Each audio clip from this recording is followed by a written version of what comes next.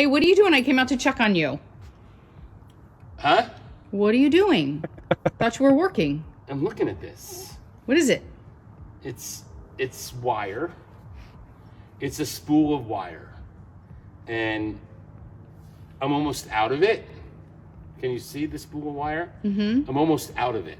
Okay. And I've had this spool of wire for like 40 years. I bought it like this it's on a piece of a long time ago, but it's like 40 years of my life is in the wire that's gone. Does that make sense? This is what's left. Does that make I'm sense? sorry to hear that, and sad for you, but you're wearing your Jets hat, and I'm a little concerned right now that you're wearing your Jets hat. I thought that's why you were crying. Okay, I'm done. The ironic thing about this video, which got over 8 million views in the last couple of weeks, is that these two appear to have started their account with the intentions of creating relationship-based content. And by that, I don't just mean videos of them being a happy couple together or making those lame skits that you see with TikTok couples. No, I'm talking about content where they'll sit down and sort of talk podcast style with each other about communication and relationships in an attempt to help their viewers. Hi there. Hi there. I'm Dan Burrell, and this is my wife. Cindy Thomas. And this is our initial Different last names, huh? grand opening podcast. Boom. And this is done at least partially to promote a book that Cindy and her husband Dan, who apparently is also her business partner, wrote last year. Finding Your Chairs was released on Amazon. We're so excited. It took a long time to get it done. We wanted to start doing some videos that help you see what our vision is and kind of understand our book a little bit more. So Cindy, who according to this About the Author section on her book's Amazon page, says she's a dedicated entrepreneur in the fitness industry, bringing her wealth of experience as a parent and professional to the book.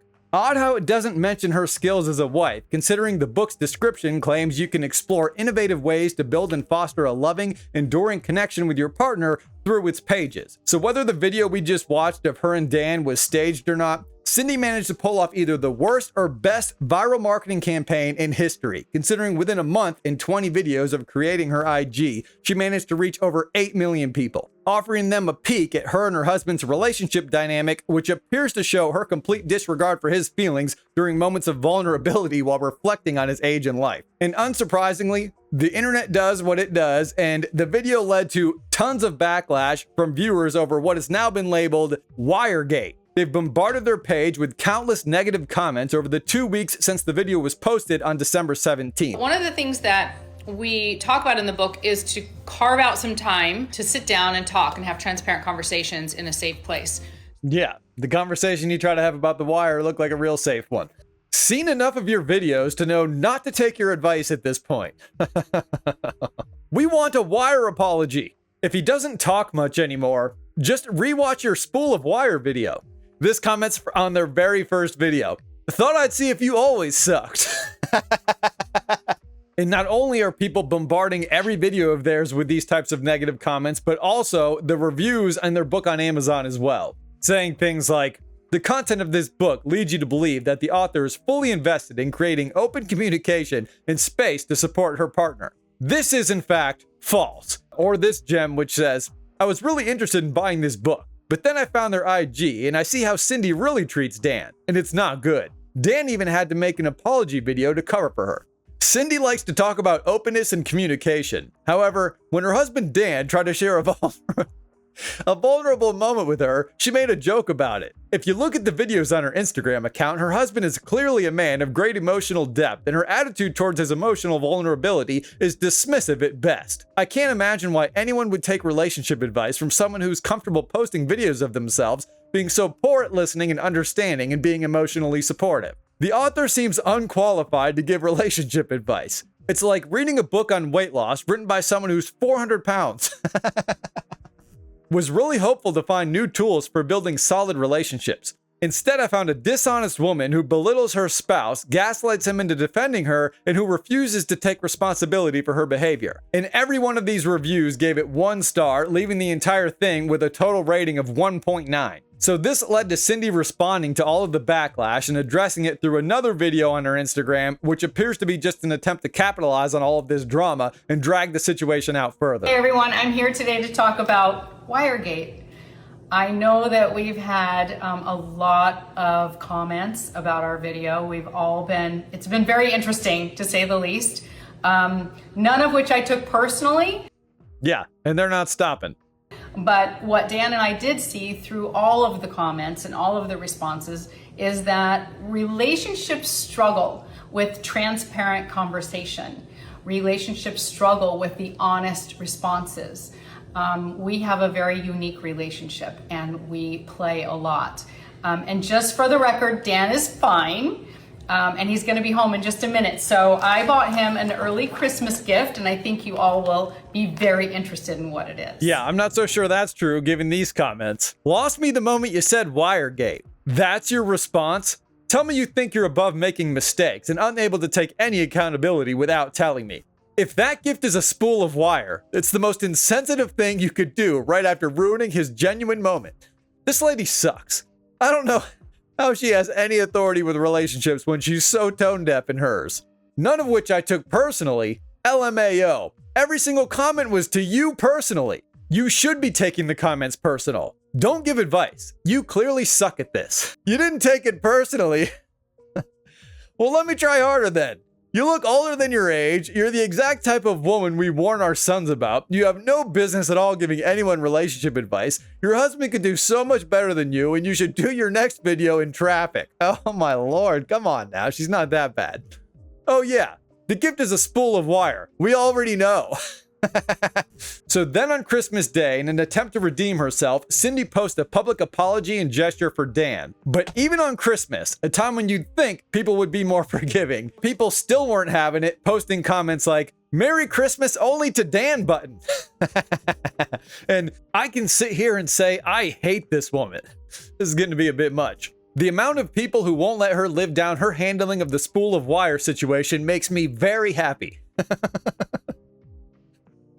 People are insane. Same. Do you think that deep down he knows you're not a great person, but he knows he committed to you and he's a really good guy, so he feels he has to stay, perpetually feeding your narcissism? That's his life.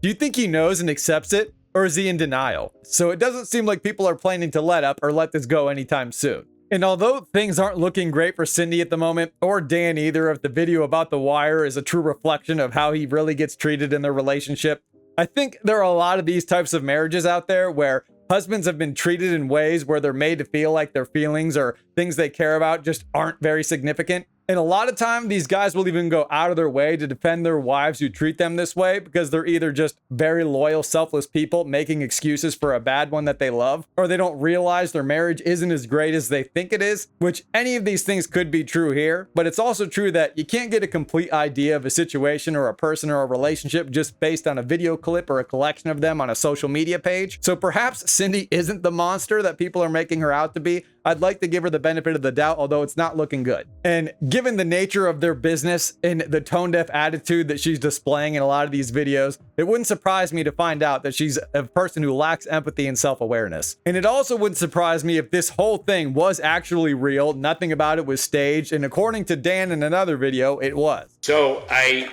can't thank everybody enough for all the comments that you have sent to us. Really? About this video that we posted. You're thanking people for those comments? There were some people that said, some people that said it was a setup or planned. No, dude. I had this feeling about this as I was using this wire a couple weeks ago. Yeah, if this was staged, this guy deserves an Oscar for this performance. And I kept thinking about it, and I decided to just put it on and talk about my life feels like it's dwindling. I blindsided my wife. I asked her to come out and film this because I had this feeling that I just wanted to put this on something, and I did. She had no idea, and she made a joke about my Jets hat, and many people took that as really poor taste. She's the most loving, amazing person I've ever had. Our communication is incredible. As far as Dan's original intention for filming his feelings about this whole wire thing, It actually did resonate with me personally. And if you're like me, you can't help but have empathy for him, not only because of the cold reaction he got from his wife, but also because of the feeling he had regarding The Wire itself and what it represented to him, which I think many, if not most people past a certain age can relate to, especially with the year ending soon, which always is kind of a reminder of time passing. And most of you probably don't want to be bored with my personal anecdote regarding this clip, but seeing as how this is towards the end of the video, in the last couple of days, something occurred in my life which actually makes Dan's point about The Wire especially relatable. So at the very end of the night on Christmas, my family and I watched that new Christmas Story sequel for the first time that came out a couple years ago, which basically features the entire original cast of kids from 40 years ago, now grown up. And the first Christmas Story was basically a tradition in my family for many Christmases, playing on TV at least once, if not multiple times throughout Christmas Day during the TNT 24 Hours of a Christmas Story marathon. So after having seen these characters in this movie as kids repeatedly throughout each holiday season of basically my entire life, and now seeing them aged 40 years suddenly, as well as the fact that the father of the main character, Ralphie, in the movie, spoiler alert, passes away in the film, causing Ralphie to spend a large portion of the movie sort of reflecting on his life and remembering his dad and how great he made Christmas for Ralphie, his family, and others in the neighborhood. And the fact that the movie takes place in the 70s, causing me while watching to really think about my dad and the passing of time, how fast it happens, and how different things were back when he was a kid in the 70s, which seems like a long time ago, but at the same time, kind of doesn't. It also made me think about my own childhood and life and just how much I've changed along with these characters since the first time I was introduced to them back before I can even remember. So all of this, as well as discovering the day prior that all Big Lot stores will be closing for good,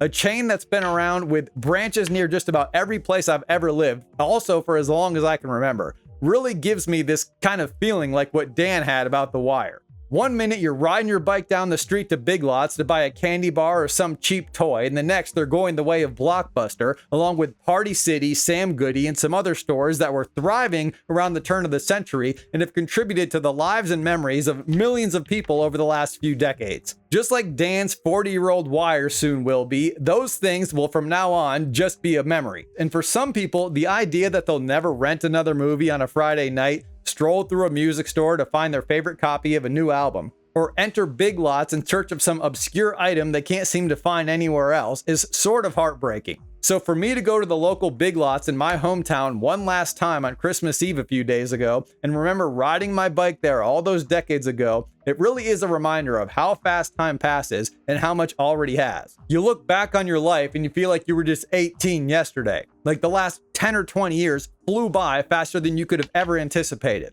And when you do look back, some of us think about how much we've accomplished and how far we've come, and others wish we'd come a lot further. Or we wonder where we'll be or how we'll feel when another 10, 20, or 30 years passes. So to any of you out there still watching and listening to this spiel who can relate to Dan or anything I've just said, which I know was probably pretty boring and uninteresting, I guess all I have left to say on this topic is that hopefully none of you look back with regret or sadness about your lives, and hopefully you can be grateful for where you are in the present and what you have or who you have in your life now and everything you've experienced or accomplished that's led you to this point. And if you're not satisfied and don't happen to be where or with the person you imagined you'd be, then hopefully this year you can commit to making the necessary changes so when another year, 10 or 40 passes, you'll be satisfied with the changes you've made and the life that you've lived until then. And with that said, happy holidays to all of you, take care of yourselves, and have an amazing new year.